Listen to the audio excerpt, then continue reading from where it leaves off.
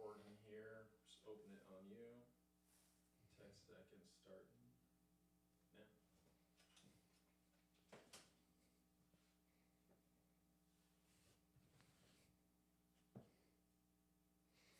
All right, guys. Welcome here to the Blue Collar Future Podcast. We got one of my close friends, one of my amigos from way back when on today. Way back in the day. Yeah. And Stein. and still today. Yeah. Stein Waddoups. How's your day been? Good. Yeah. Yeah, got up, trained, and drove down here. So Yeah. Yep. Lifted weights, get the gains. Yep.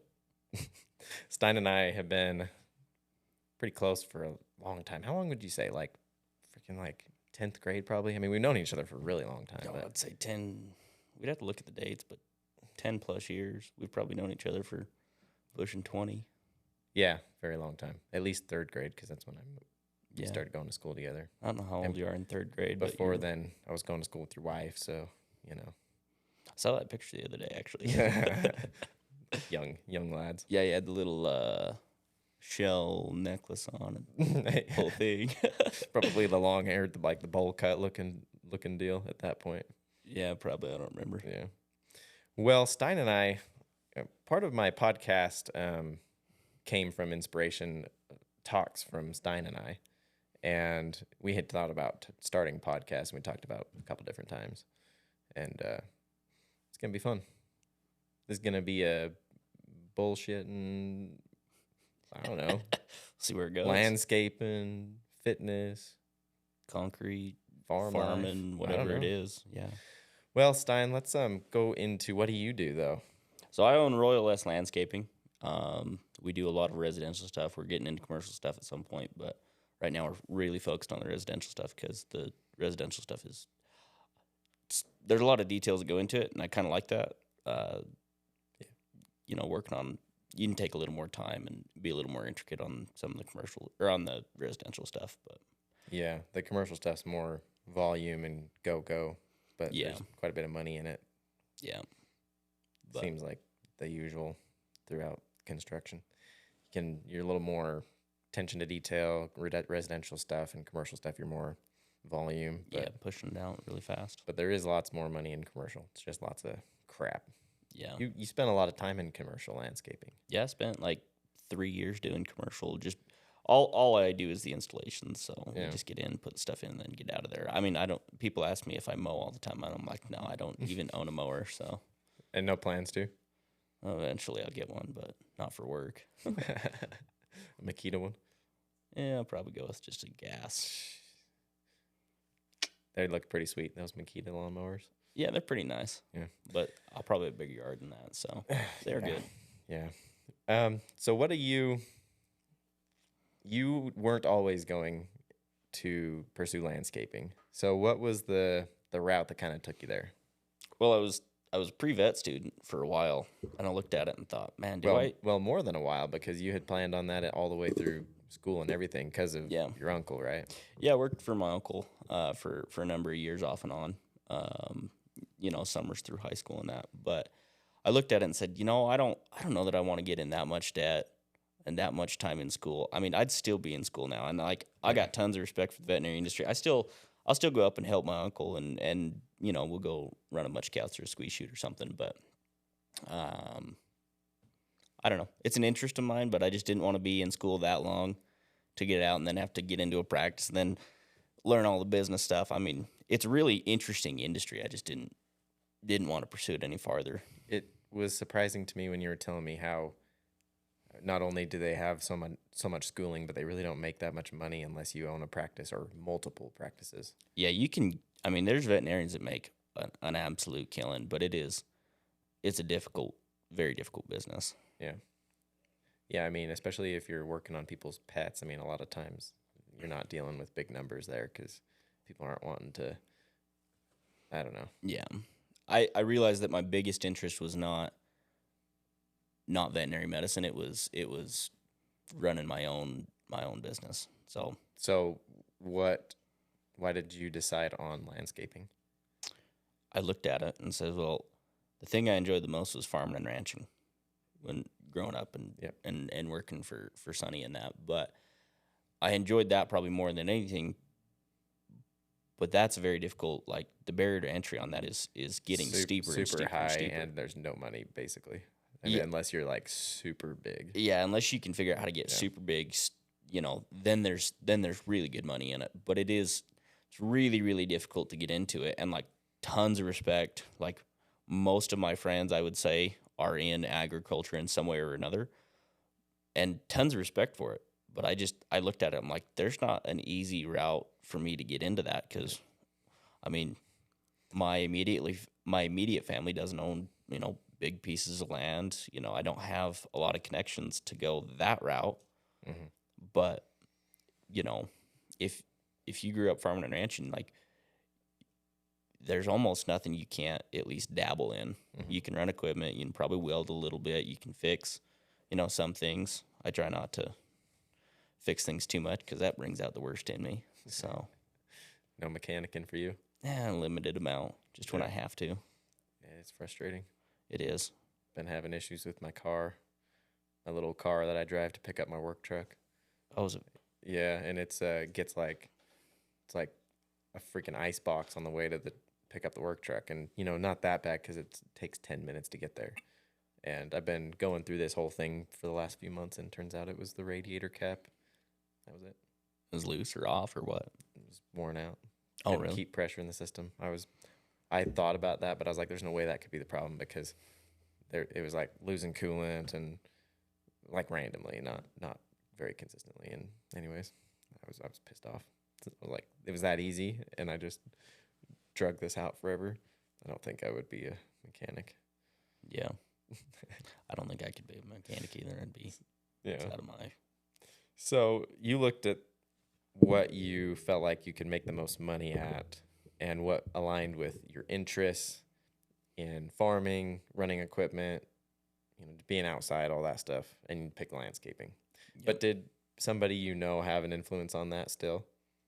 Was it because you knew your previous boss, or?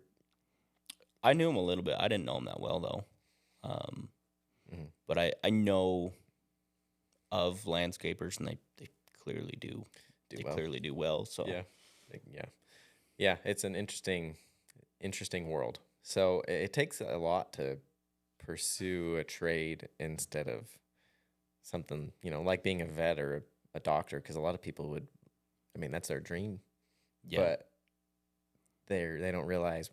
I mean, they think it's their dream, at least, until they get, thousands and hundreds of thousands of dollars in debt and don't really make any money for a long time.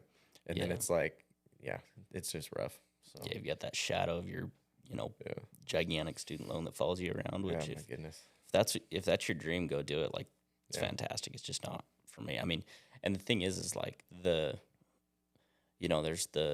my grandpa used to say, you make money with this, not with these. But it turns out if you like mesh the two together, you can also make that work pretty well. Oh yeah. And that's the funny thing is that you always hear the quotes, work smarter, not harder.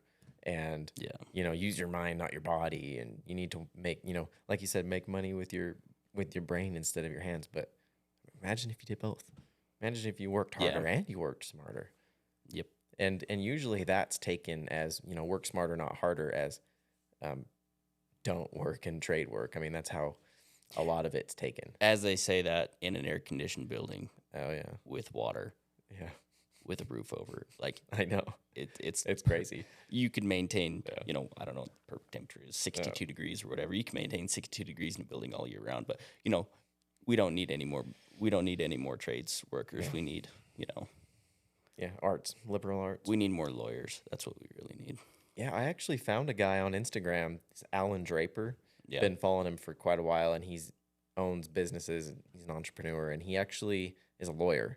Graduated law school and was working as a lawyer, and he's like, I hate this.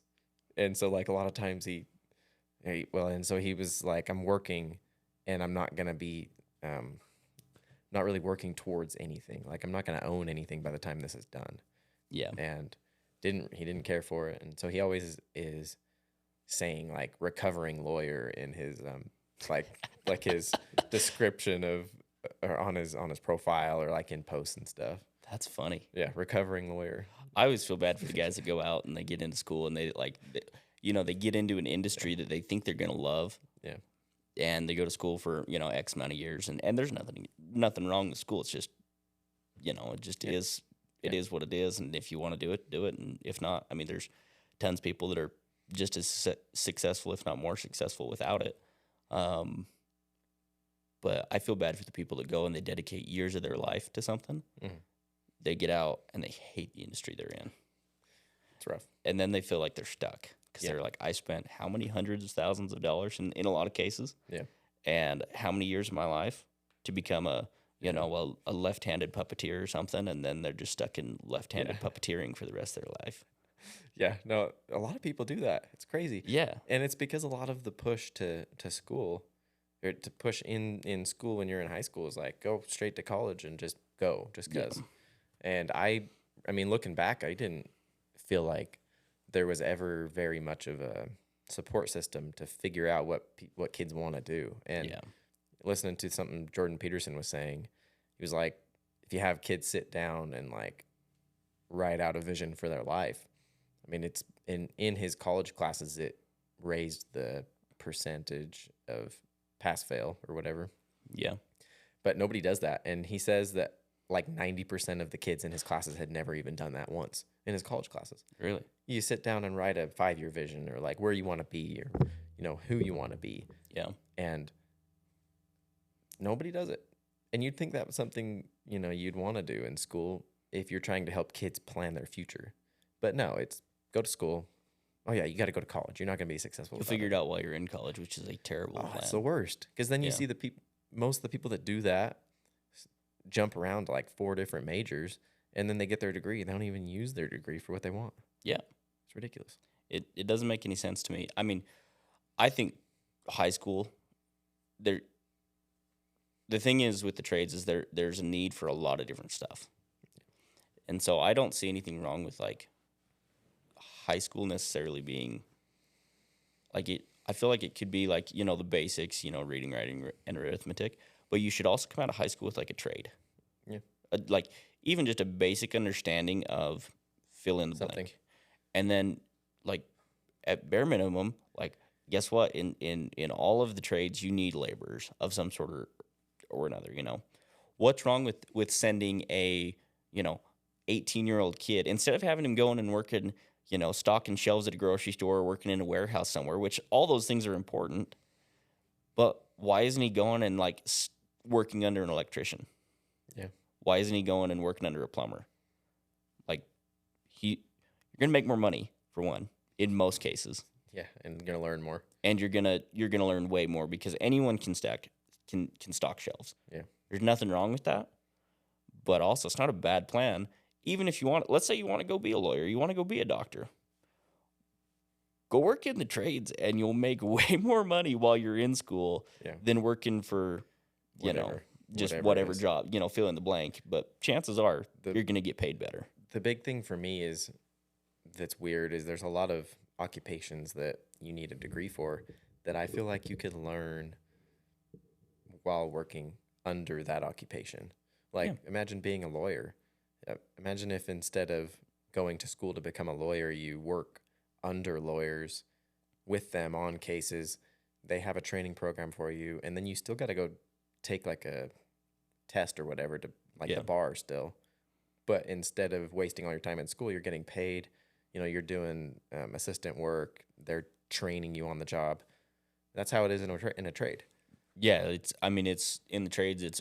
Sometimes there's formal apprenticeships and then sometimes there's informal. Yeah. And that's the thing that I think that a lot of the college sort of things miss out on is they miss out. I mean, you might go to 4 years of school and then, you're going to go to your rotations and then boom, now you're in charge of all this. But it's like the people around you, maybe even working underneath you, probably have more experience in that industry than you do in a ton of cases. Well, what's interesting is a lot of times going and looking for jobs when you get out of school, like when I was looking around at engineering jobs, when I was still studying to be an engineer, it was like almost all of them wanted you to have experience.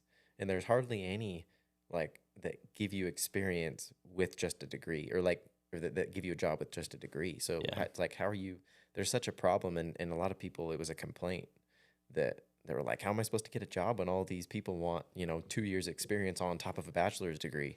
Like, all I've been doing is going to school.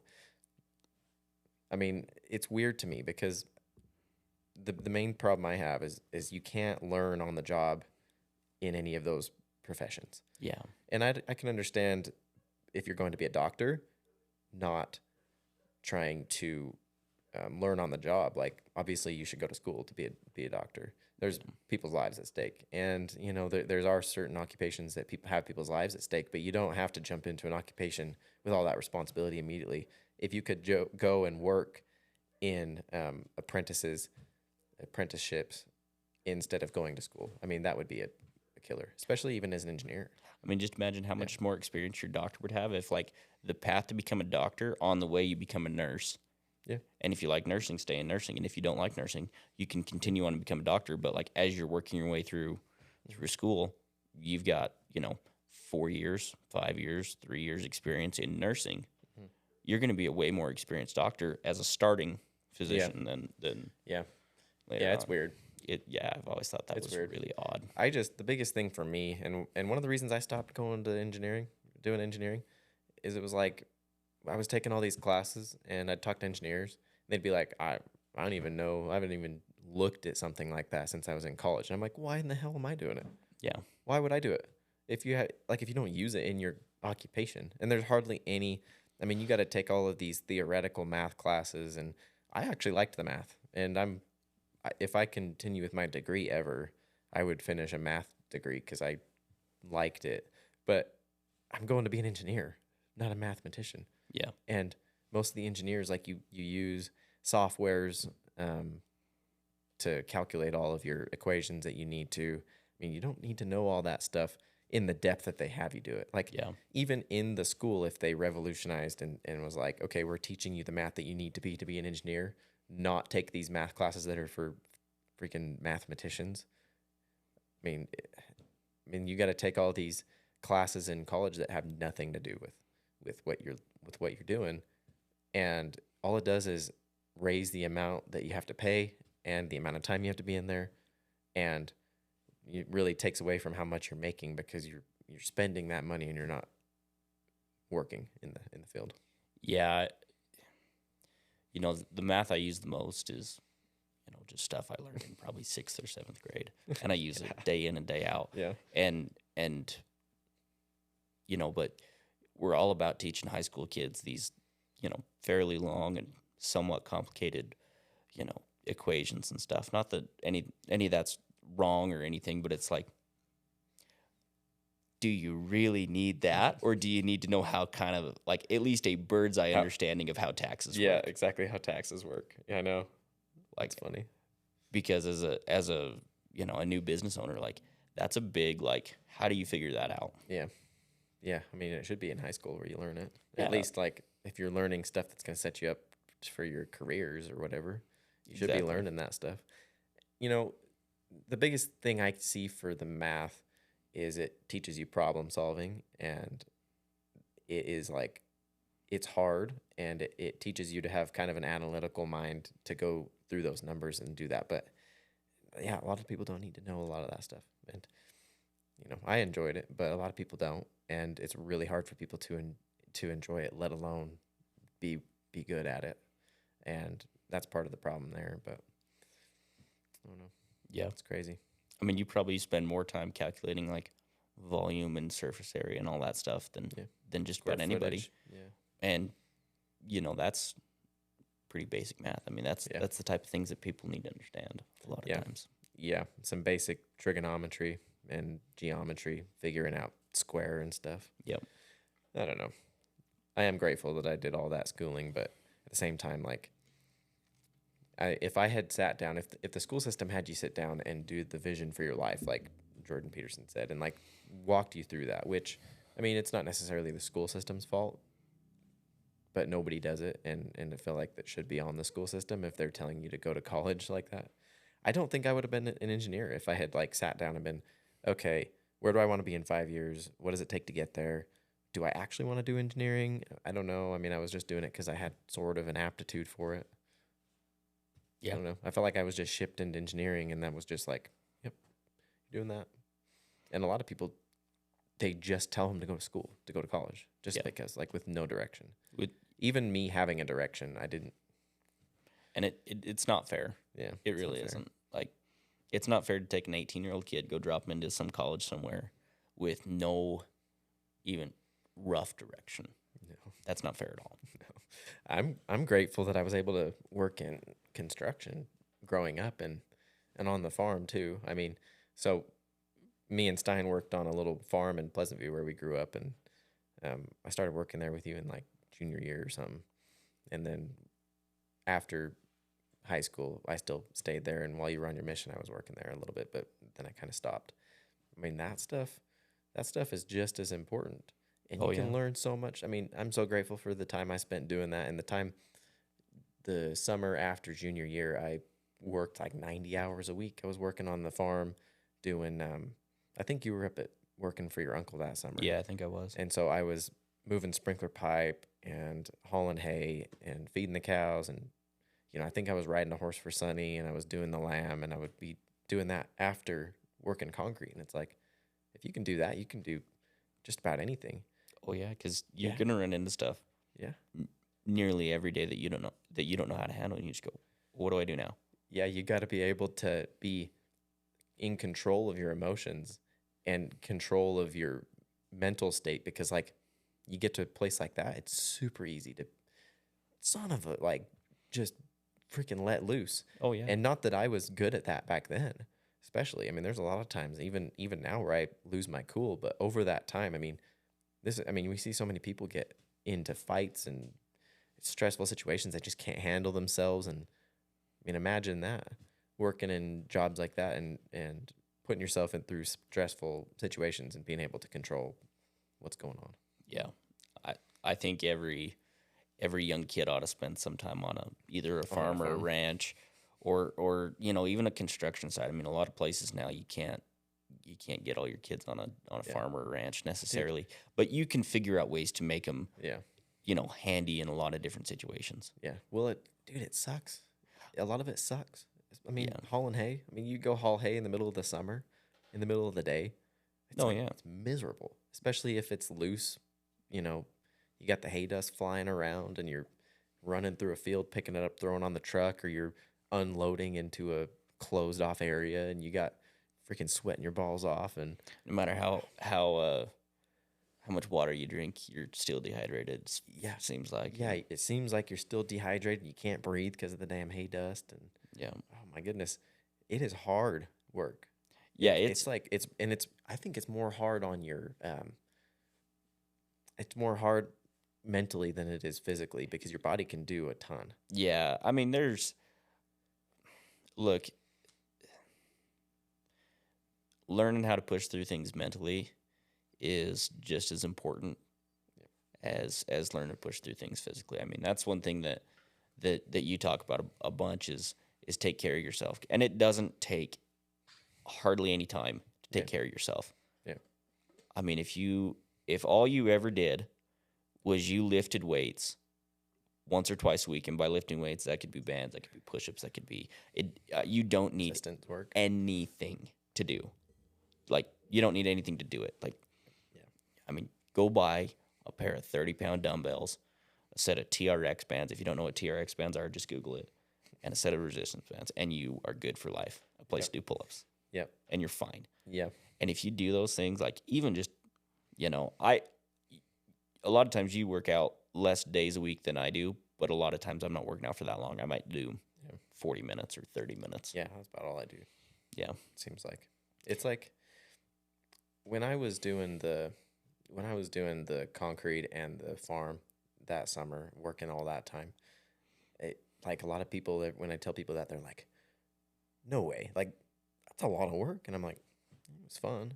Like, I didn't get home. I mean, I got home from concrete tired, but I would walk through the door and, grab some things and walk out the door, and I'm rejuvenated. Yeah. It's like, I mean, like, I'm not even exaggerating that. But then by the time I get home at the end of the day, You're ready to go to freaking bed. sleep, Yeah. eat, go to bed. And it's like, I mean, it's amazing how much better you'll feel Yeah. If you think you're gassed and you're just done for the day, lay down, put your feet up against the wall, straight up like that. Yeah. Give yourself like 7-8 minutes, and you'll feel like you Yeah. just slept the whole night. Yeah. I do it all the time. Yeah. Well, when you're working a lot, it's you find those ways to like push through things. Yep. And that helped me immensely when I was going to school and working doing concrete, and then because I started working out around the same time I started going to the university, and it was like I was doing a lot of stuff. I mean, I'd leave home at, I don't know, 6 o'clock in the morning or earlier if I went to the gym first to go to work, and I would go to school, go back to work, and in between there, just go right back. I mean, it's not like I would bum around and stuff. I'd be going back to try to make some money. Yep. And when I'd get done with that, when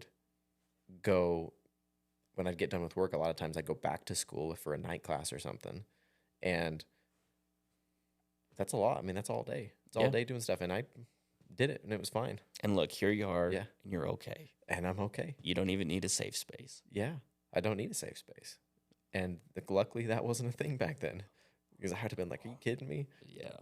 And it really taught me a lot about like mental toughness and how much I can handle. And a lot of people don't even break the surface of what they can handle because they're so against, the hard work and stuff. And I'm not saying you got to go work in construction just because it's hard. And I don't actually even think it's that hard.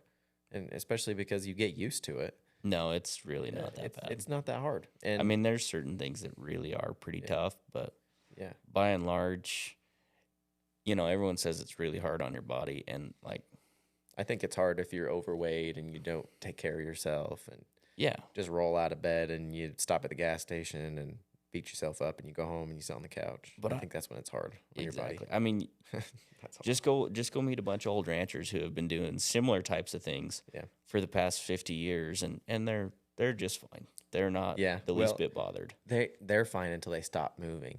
Yep. What's interesting is I see a lot of people, they claim it's hard, and they usually fall into a couple different categories. They'll be, overweight and extremely unhealthy, not a good lifestyle. I mean, they go to work, stop at the gas station, get fast food, go home, and sit on the couch. Yeah. And that's it. And there will be other people that are like, actually, I lost my train of thought there. There's like, I'll come back to me. There's two camps of people that I see. But either way, a lot of the people say that it's like hard on you, and they're not even doing the basic stuff to take care of themselves. Yeah. And the information's out there. I mean, there's YouTube videos of guys that are way more beat up than it. Do you follow GBRS Group? I don't think so. It's a bunch of SEAL Team 6 guys, and they've got a bunch of things they're doing to recover from jumping out of airplanes and breaking their bodies up that way. And they are, guess what? They're also okay. Yeah. They're okay. Yeah, they're doing just fine. What gets me is I hear people talk about how it's hard on you, and you'll have back pain and surgeries and stuff. But the more I'm looking into this, the more I realize people that do nothing have back pain and back surgeries and shoulder pain and stuff. They screw themselves up without even working. So maybe it's the amount of sitting you do. Maybe it's the fact that you're not trying to stretch and try to improve your mobility and your strength. I mean, maybe it's all of these things of not taking care of yourself, and it has nothing to do with the work, because there's people out there that work and work and work, and what usually happens is they stop moving, and then they retire, they stop moving, and they die. I can't tell you how many mixer drivers, concrete truck drivers that I've known that retire and they die like a year later. Just boom, gone. And how many people in general that I see retire and they just stop doing anything. Yeah. And it's the general lack of movement in the public, the general lack of taking care of themselves that contributes to it. It's not the type of work you do. Yeah. I would say that the people that are in construction are better off than people that don't, because they're not sitting at a desk all day, which is also terrible for you, especially if you're not doing it. Oh, it's really bad for you. Which, it's funny. We have over here, people think that you're going to have back pain in construction, and over here, the entire population does, because they sit. Yeah. So what is it? And I mean, even if you work in an office, like my wife has this little treadmill she puts under her desk, and she'll walk 7-8 miles a day, and that's not even all day long. It's just like, when she can, when she's not on the phone and stuff, while she's waiting for things to come through on the computer, while she's sending emails, she'll be on this little treadmill walking. Yeah. You can buy them off Amazon, and turns out like if you're standing there walking all day, it's a lot better for you than sitting all day. Oh, dude, sitting so bad. Oh, it's really not good for you. Dude. I mean, some of it's fine, but like sitting, I mean, too much of anything's bad. Yeah. Well, let's change gears a little bit. What have been some of the big struggles you've come across since you've started your business? Well, actually, let's say since you got into landscaping and then since you started your business. Yeah. Getting into landscaping, like it was a pretty good fit for me. Yeah.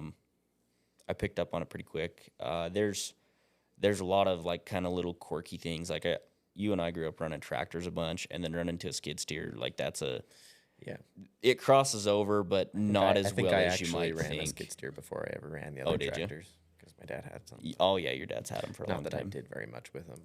But just moved them around. But just that transition between that can be a little bit of a jump. But if you have a general understanding of how like hydraulics work, it's just getting used to that blade being closer to you.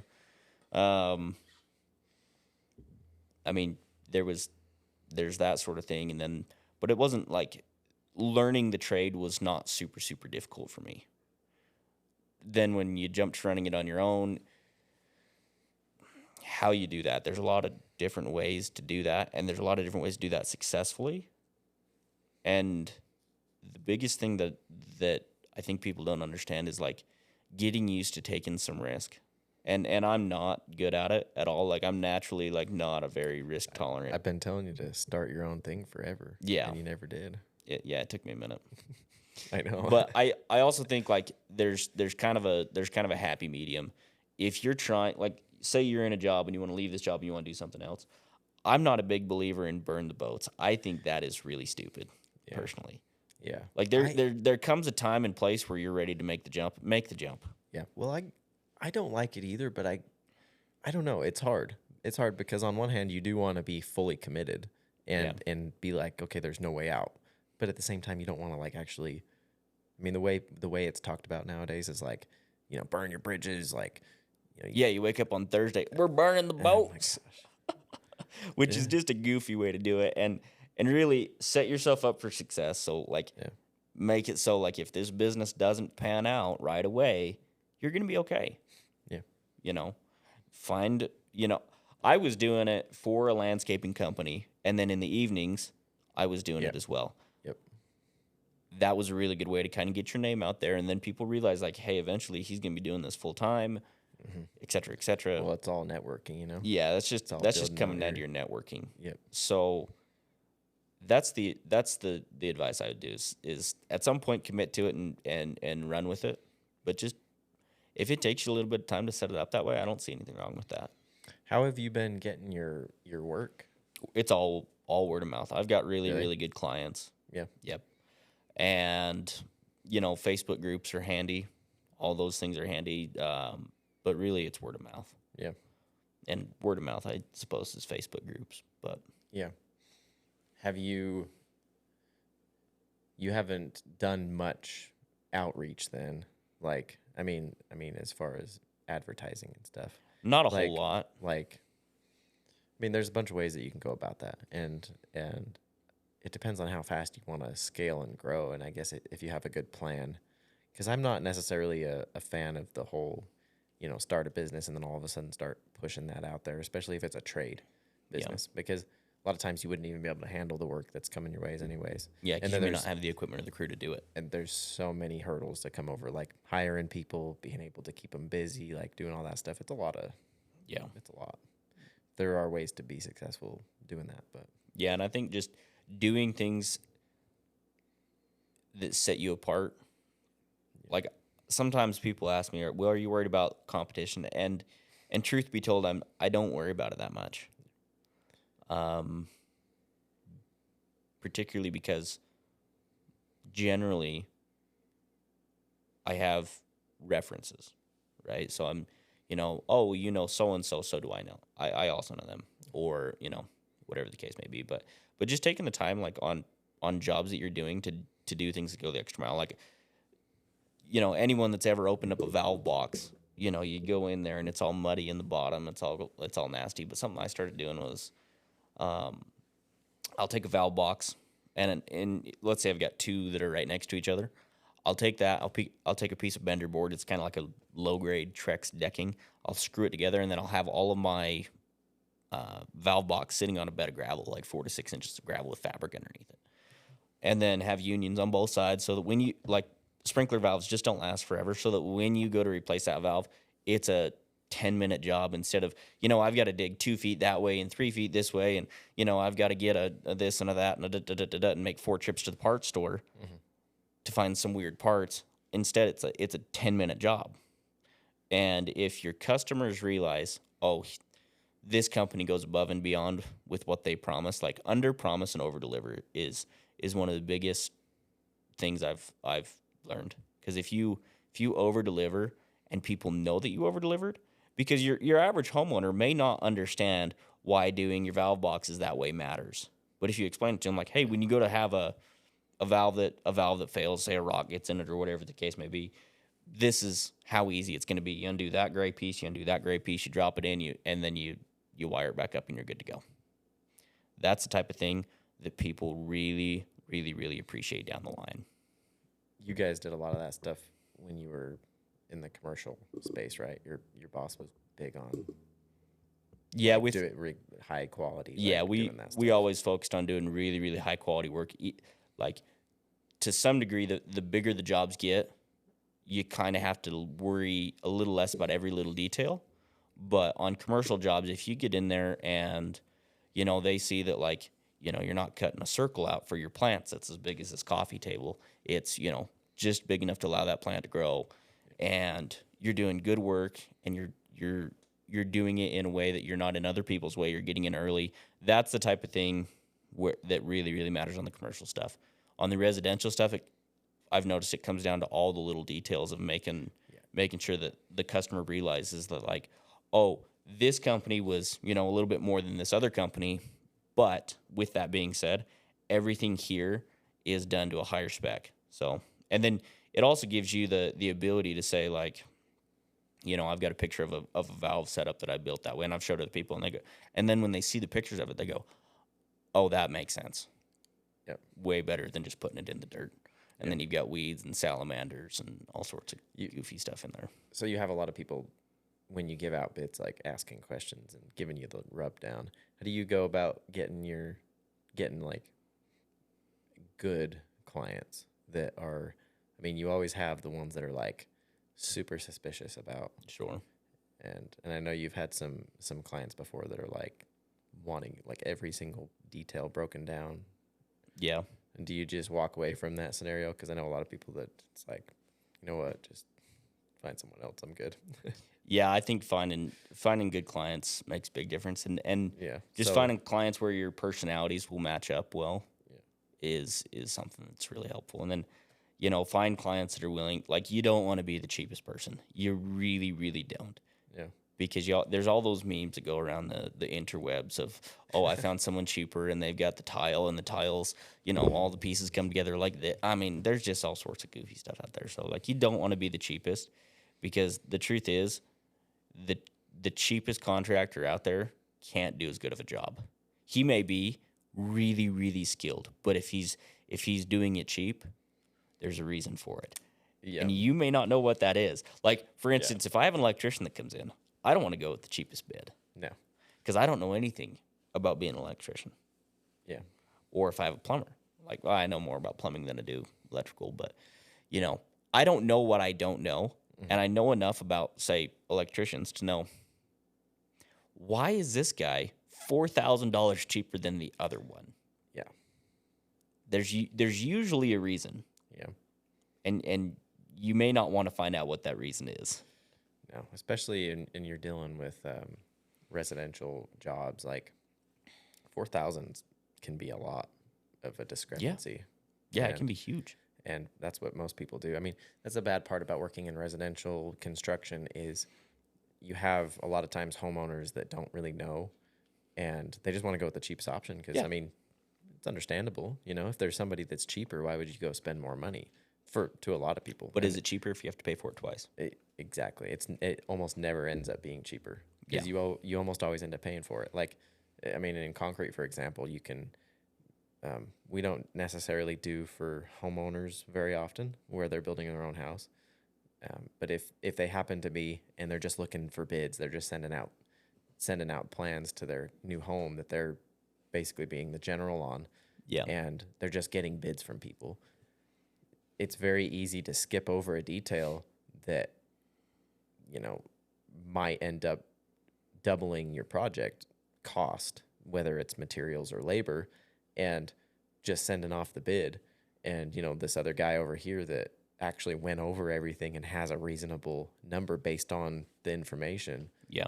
doesn't get the job because he's too expensive. But this other guy, it just ends up being more because he missed this detail. He gets the job, but he's more. He ends up being more after down the road. Something I found really, really helpful is if I have somebody that calls me and they're looking for, let's say, a backyard remodel, I'll go look at it because I really can't tell them much until I see it in person. Yeah. Because of all the little details that come into play. I'll go look at it, and sometimes people have an idea that, you know, a yard is going to cost this amount of money, right? Yeah. And then you go look at it and you say, oh, well, this person has some wonderful ideas, but the materials they want or are expensive. Mm-hmm. So if you just say, like, do you have an idea of, like, if they don't really know what they want, or they know what they want, but they don't really, if you think they may not know how much this might cost, do you have a rough budget? And I look for a window, and I say, look, I'm going to give you a window of, like, I think it's going to be between here and here, just looking at it, and I'll do my best to stay in that window before I get you the bid. But, like, just so you know, this backyard may cost somewhere between $25,000 and $32,000. I think you're going to be in that window if this is if I'm understanding everything correctly, and then just get a rough idea of like if they understand what they're getting involved in. Because I think sometimes people get surprised. Yeah. Because They do. everything in construction has gotten more expensive, and it hasn't just gotten more expensive on the consumer side. It's gotten more expensive on our side as well. Yeah. And so, you know, you look at it and you say, oh, they maybe haven't paid a landscaper to do anything in 30 years. Yeah. And that's something I run into a lot. And if you just get an idea of, like, okay, we're kind of in the same ballpark, then you can decide, you know, and they can decide as well, like, oh, we should pursue this farther, or, oh, well, maybe we'll wait a couple of years until it's, you know, a better idea financially. Do you have a rough idea on how many jobs you bid and look at versus how many you get and do? Is it the majority of them, or is it like... I could probably figure it out, but I don't know right off the top of my head. Because, I mean, that's a lot of that is due to proper... I mean, if you have a closing rate, I think of like 50%, I mean, you're probably doing pretty good because most of the time people are just window shopping anyway, so... The most successful contractors I know say you should miss most of them. Yeah. Because that's how you know you're going to be, you know, taken care of. Because, like, the whole point of being in construction, like, I have people say to me occasionally, like, oh, well, we don't want you to lose money on this. And it's like, well, yeah, kind of, no kidding. Yeah. Like, but if you're pricing to where you're missing, you know, half or 60%, I think you're going to be fine most of the time. Because the whole point is just to be able to take care of your family. Yeah. That's the only reason. I mean, nobody landscapes because it's just, it's not, I mean, nobody's going landscaping or pouring concrete or putting a roof on a house just for the fun of it. Yeah. Like, they're doing it never to just make for a fun. living. That's, you know, you can look at it a couple different ways because I hated doing concrete for a long time. Like, and I think a lot of it was growing up. It was just not an exciting thing. Like, people would always look at the money my parents have and, like, be envious, but then, you know, in other circumstances, I'd say... But they don't see you guys out doing a night pour at, you know, 3:45 in the morning. Well, but they'd also like in different circumstances. I'd say, my dad does concrete, and they'd be like, Yeah. oh, yeah, and partly because of that, I just doing the work. I didn't like it, and because of that, it was like this isn't what I'm going to end up doing. But I actually at some point started to realize I enjoyed the work, and maybe when I started doing more and like building things and stuff, like doing stairs, like I've been posting a lot about stairs the last couple of years because I've been doing a lot of them. But Yeah. it's cool to do stuff like that, but it's never just for fun. It Yeah. can be enjoyable, and it can be something that you get at the end of the day, and you're like, I built that. That's awesome. And you should get to the point where you enjoy Yeah. it. A lot of times Exactly. I see people that are new in the industry and they don't enjoy it at first, but And then they quit too soon, or they they quit too soon. But if they give or it, they a lot of these things are somewhat seasonal. But if they give it, say, a summer, it's a college kid, give it a summer, give it maybe 2 summers. Like your worst case scenario, you're going to make more money than you did doing groceries or whatever. Yeah. And you might learn that you actually enjoy it quite a bit because, I mean, it's really pretty humbling to see people, you're getting out and headed to a job in the morning. And I wouldn't say the majority of cars you see in the morning, but a lot of the cars you see early in the morning, you see some work truck. It's got a flatbed on it, and he's got a bunch of stuff on there. Like some guy headed out to go work in really impossible conditions. Yeah. Sometimes. And you see some guy out like headed to work. Like that's pretty humbling to be a part of that. Yep. It's cool. Well, my favorite thing about being in construction is a different job every day and different views every day. Yeah. I mean, for a while there, I was taking a picture of the sunset every morning. It was awesome. Yeah. It's awesome. It's my favorite thing. Being out before the sun comes up and watching it come up while we're working. It's awesome. And there's not a lot of people that really, I'm a believer that like, you shouldn't be outside only in good weather. You should be outside in bad weather. Yeah. Because you can actually learn to be just fine with that too. Yeah. The weather is going to do what it's going to do. And if you only go outside when it's good weather, you're not going to go outside very much. Well, what's funny to me is, living in Utah, like so many people will complain about the weather here and the snow, and I used to be one of them, but it's like it happens every year. Yeah. It happens every single year. And you're not live in a state of complaint. And you're not going to change it either. No, not by complaining and being in misery. Yeah. And that's what people do. It's crazy. I don't necessarily like it when it snows and we can't really do much. Yeah. Can't really work, but I like that we live in a place that's so different season to season. Winter, heavy. Yep. Spring, you got good temperatures. Sometimes it's some rain. The summer, it gets hot. Fall, really good temperatures. Yeah. Like, it's awesome. It is kind of crazy because I was talking to my brother about this the other day, and it's like, was it summer before last summer, we hit 107. Yeah. And, I think the following winter, we got to 5 below. I'm not going to do math on camera, but that's a big temperature range. Yeah. Like, there's That's not a big lot of temperature places that get that hot and that cold. Yeah. Well, being in Utah, we have so many different views everywhere, so much different scenery and temperature range. I mean, it's awesome.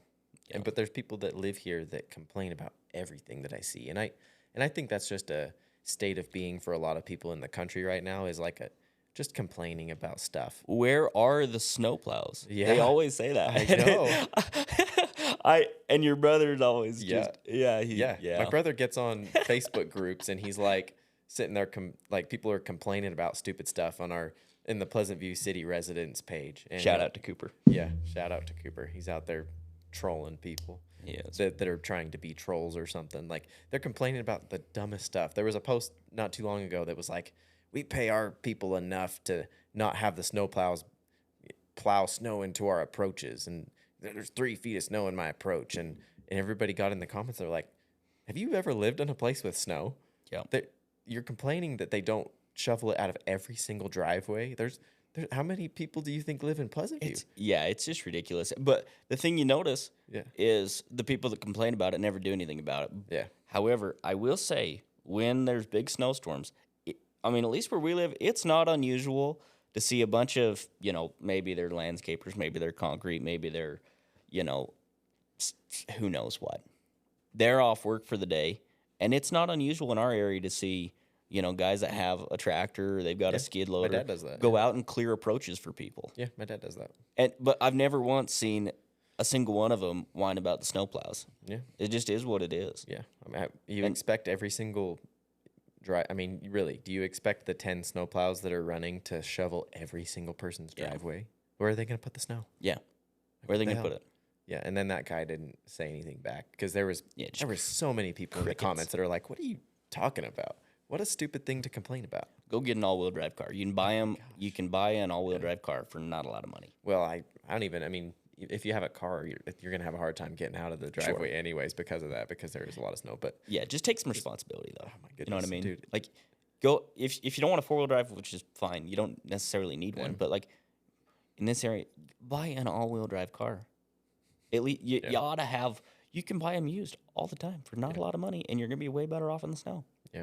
Yeah, it's insane.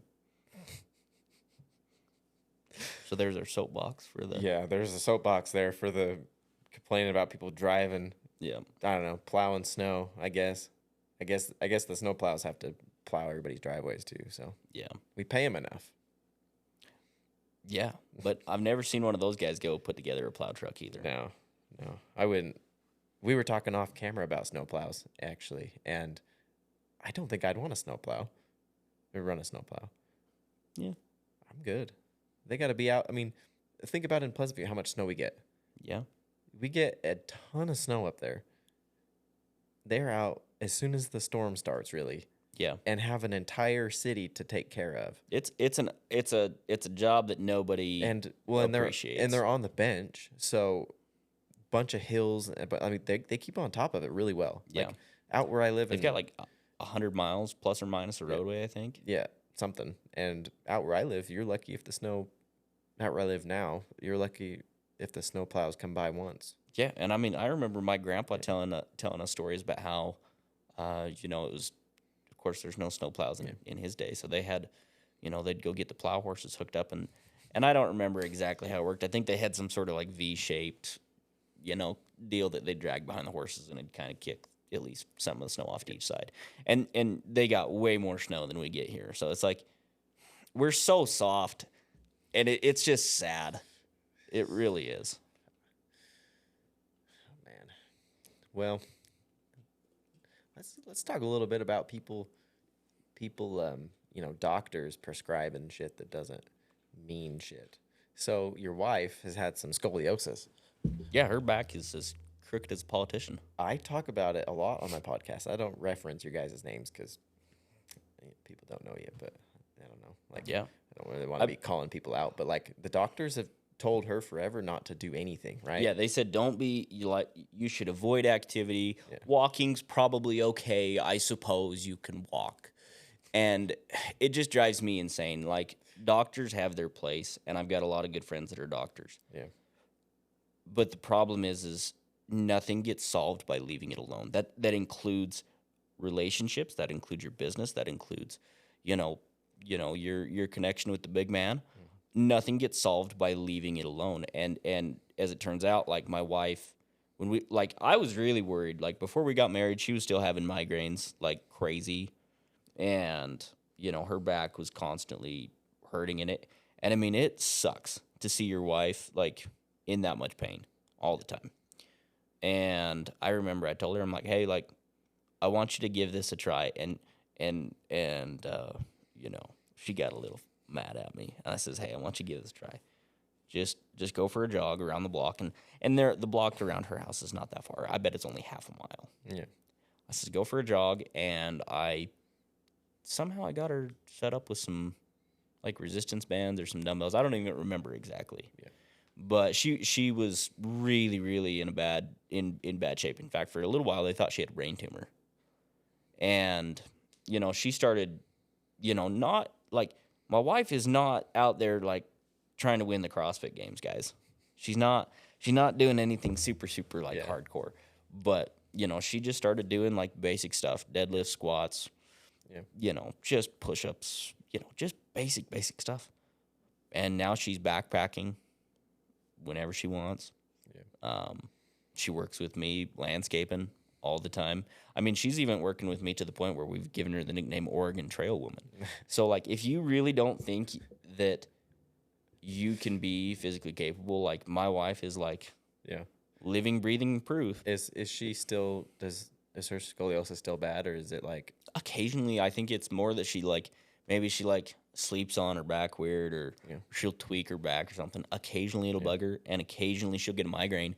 But it turns out the migraines were more related to, like, her sugar intake than anything else. And so, like, she avoids that. And, Yeah, you know, we eat a bunch of Costco rotisserie chickens, and, we'll get some steak or some elk meat or deer meat or whatever, and just eat a bunch of vegetables. And it turns out, like, you don't get migraines yeah, if you do those things. Like, she's fantastic. Yeah. Like, well, a lot of it's upbringing, it's yeah. surroundings, and you can't necessarily blame it on. And I mean, even look your at parents, but look at still. like what was like the food pyramid when we were kids. It was telling you to eat bread and pasta and all this stuff. And like, look, I do enjoy me some pasta. You and I went out on a double date with our wives, and went out and got some pasta not that long ago. Yeah, It was just, I love pasta and bread and stuff. it's fantastic. Like, it's awesome. They put so much importance on it though in the food pyramid. Yeah, the food pyramid is, if you want to find a way to die, everybody, go look at the food pyramid. Because the only other thing they ought to put at the bottom is sit at a desk all day long and then watch TV. And then you'd have the perfect recipe for... Look at all the problems we have right now. Exactly. Literally people that are eating garbage and sitting down all day. Yeah. But, I mean, just those really, really simple, basic, like, little bit, like, there's some discipline involved. Absolutely. There's some discipline involved. But if you can muster up the least bit of discipline, you can probably eliminate most of those problems. Yeah. Like, the vast majority of them. Well, and so, yeah, the reason I brought up the scoliosis is like, dude, the doctors don't know. And the advice they give you is crap. The advice they give you is don't do stuff. Yeah. And instead of like, okay, we're going to start really small, what you can handle, build up, and get to a point where you don't have pain. It's like, oh yeah, don't do this because you're going to hurt yourself. Yeah. It's like, I think Tim Kennedy put it, proper rest from proper work. yeah. Like, get after it. Yeah. Because your body's really, really adaptable. Oh, super adaptable. And like, dude, I'm all about resting. Like, resting is fantastic. Go take a nap. Go, get in the cold shower. Do all those things that like, if you don't know about cold showers, you need to do it. I know you're big into the ice bath, but just for everybody sometimes. out there. But all of those things out there, like, really get like good rest. And that includes like what you eat and all those things. Look, you can eat healthy. Like, last night, took my wife out for a steak. I had a steak with sauteed mushrooms and a salad. That's a really, really healthy meal, and really, really tasty too. Like, there's nothing wrong with that. True. So I don't know. Very true. It's just, there's really, like, you see people at the gym. I used to live in Logan, and there was a guy that'd come to the gym in a wheelchair. Yeah. And then you look at it and you go, well, what excuse do I have? I'm not in, I'm not in a wheelchair. I have full functioning limbs, Yeah, there's just so many examples of people who are way more beat up than just about everybody out there. Yeah. Who are still getting after it. Still. Your parents are, older. They're just fine. My dad turned in 65 this year. 65? 65. Are you kidding me? Yeah, he'll be 65 this year. Goodness. And mom's a few years younger now. I don't know exactly. I don't remember how many years younger she is. Dude, blows my mind every time. Yeah. So Stein's parents are in amazing shape, and they also don't look old. Yeah. They are like, I mean, honestly, I would think if I was looking at him and talking to him, maybe they are a little bit older now after they came back from the Philippines. I thought he looked the same still.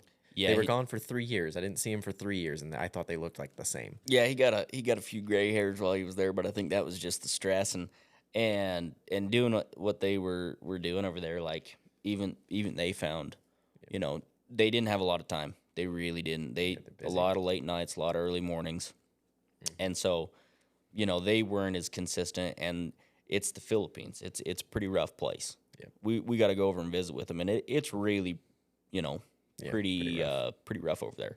So even over in the Philippines, my dad found a set of dumbbells. He actually had them shipped home. Really nice set of dumbbells. He found a set of dumbbells. He had a little treadmill. He'd run on the treadmill, crank out a few sets of. It was usually like one set of push-ups, one set of bench, or just really basic, and then he was done.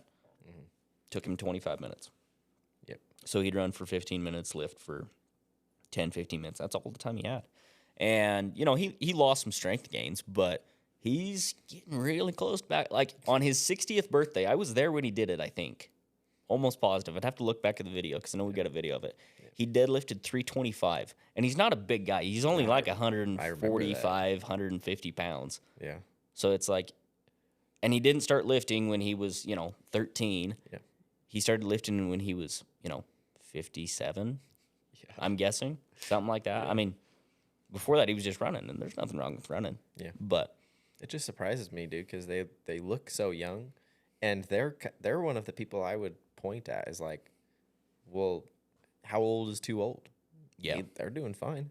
Yeah. I think it's more about moving and being strong, into your age, because, I bring this up all the time, and I bring a lot of the stuff up all the time because it's, everything applies. Yep. I saw a 97-year-old lady doing gymnastics. Oh, was that the lady that was doing like the flippy, spinny? I don't know what it was. But yeah, spinny shit. Yeah. She was holding herself up parallel bars with just her hands. There's a lot of people that I don't even know if I could do that. She's 97. What are you talking? Yeah. Like, people are always bringing up this, I'm too old for that. And I mean, it matters. I had. It's crazy. Yeah, it is really crazy. Like, I had an uncle that he's been very active his whole life. That just got in a 4-wheeler wreck like beginning of December, like really really bad. Caved his face in 4-wheeler wreck. Like, they didn't think he was gonna make it. And honest to goodness, I bet the only reason he did make it, and did I say he's 73? Anyways, he's 73, I think, is what he told me the other day. Yeah. But, he's looking like he's going to recover pretty well from it, and it's because he's really, really active. Yeah. And so it does matter. I mean, if you want to be there for your family and be able to participate with your family, you best get active. Yeah, no kidding. Yeah, I mean, it's just, I bring it up all the time, but like, your parents are good examples of like, how old is too old? I mean, most people are like 55 and they're like, I'm too old for that. Like, and they walking around with hunches and back pain and miserable, terrible sleep. It's like blaming it on age, and it's like, I mean, it's really not that. It's really not. You really gonna say that you're gonna work until you're 59 or whatever, and then like you're gonna be decrepit because you didn't take care of yourself, and you're gonna die at 65 or something, 65 or 70, because that's when a lot of people are dying fairly young. Yeah, I think our generation, or maybe the one just above us, is the only generation in, I believe it's recorded history, that's supposed to die younger than their parents, according to like the tables. Oh, I hope not. I hope not too. Because like, I mean, you can do it. Yeah. I mean, you can. There's really just no limit. I mean, yeah, there isn't. There isn't any limit to really. You can be in really, really bad shape and lose it. Like, I'll give you an example of, like, sometimes you get yourself into things you don't really know how to. So my brother-in-law calls me. I don't even know if I've told you this. Maybe not. My brother-in-law calls me. He says, hey, do you want to do a Spartan race? I says, sure. And I thought I'd heard I think I knew what a Spartan race was. I think I'd had a couple of friends do them, but I didn't know how far they are. And he tells me, he says it's 21 kilometers, and I may be off, but it's either 21 or 22 kilometers. And the metric system is of the devil. The space shuttle used it, and a couple of those blew up, so I don't know that I should trust it. Gosh. But anyways, I don't know what a kilometer is, and so I said, sure, I'll do it. And I committed to it. Yeah. Then I look up how far a kilometer is. I'm like, oh, wait, I just signed up for a half marathon with obstacles. Yeah. And so I don't remember where I was going with that. It's possible. It is possible. But, I know where I was going. Okay. The founder of the Spartan races had a guy that weighed like 600 pounds. And do you know how? And he got him to lose. He lost 400 and some odd pounds in 6 months. I believe it was. 6 months. Yeah. Do you know how he got him to do it? How? He got him. He says, well, he's been eating 8 Egg McMuffins for breakfast every morning. What if we just put him on raw fruits and vegetables? Now, if I could 8? edit that, yeah, he was eating 8.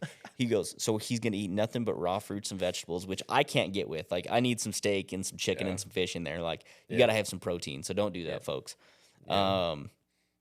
But anyways, the point still stands. He ate real food, and he had him walking 20 miles a day. 20? 20. Dang. And he was walking like 2 miles an hour in the beginning, and towards the end, he was carrying sandbags and all that stuff. So if a guy can lose 400 pounds in 6 months, Yeah. you can probably, get off the couch. And, Yeah, get your shit together. yeah, you can go for a hike, you can go for a walk. You find something you enjoy. Doesn't need to be something you hate. Just go get active. That brings me back to the beginning when I was talking about the concrete in the farm. A lot of people wouldn't even think that's possible. It's perfectly easy. Yeah, I mean, your uncles did it. Yeah, a lot of people did it. I mean, there's a lot of guys that are in the agriculture industry that also run, some construction business. Mm-hmm. They do, electrical work or concrete or plumbing, or we build steel buildings on Thursdays and Tuesdays or whatever the thing is. Yeah. So all these people can do that, but a lot of people nowadays can't even like go to work without being tired. Yeah, and stuff. It's weird. I mean, now they've got all these terms for fitness, and your grandma called it Tuesday. 'Cause, she was out cutting firewood or doing whatever, and it was just a regular day. Yes, it was. Back in the days. We're so soft. Well, Stein, I think we're coming up on time. Yeah. Well, it's been good, man. Yeah. You got anything else to add here? Yeah. Like, don't let the trade scare you. Like, you'll meet a lot of really good people, and you'll meet a lot of people from pretty wild backgrounds, really. I mean, that's one of the cool things that I like is you'll meet people from different countries, and you'll meet people that, I know a lot of people in construction that have pretty advanced degrees, and they go, you know what? Like, I like doing whatever it is. It's really it's a wonderful industry, and it gets a lot of shade. Yeah. But that's a pretty new age phrase, but yeah, a lot of people look down on it. Yeah. But there's no reason to look down on it at all, not in the least bit. It's good work. Because if you look at it as a craft, something that you can master, and you take a bunch of pride in your work, man, there's nothing to be ashamed of there. Not a single thing. There's nothing to be ashamed of being a doctor. Doctors take a lot of pride in their work.